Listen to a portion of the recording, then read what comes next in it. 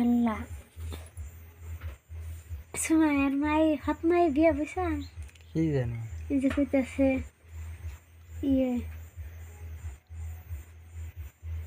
আরেক সুমাইয়ার জামাই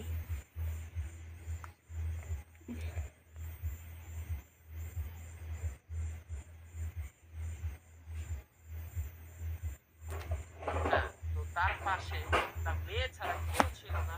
তার মেয়ে তো হচ্ছে একটা অবুঝ একটা মেয়ে।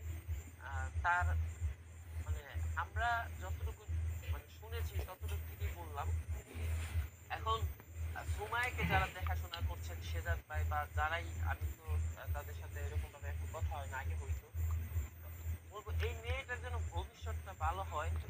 আর এই মেয়ের যে ইনকামটা হবে সেটার জন্য আপনাদের তার যেহেতু এখন পরিপূর্ণ আহ সময় হয় নাই, তাকে সময়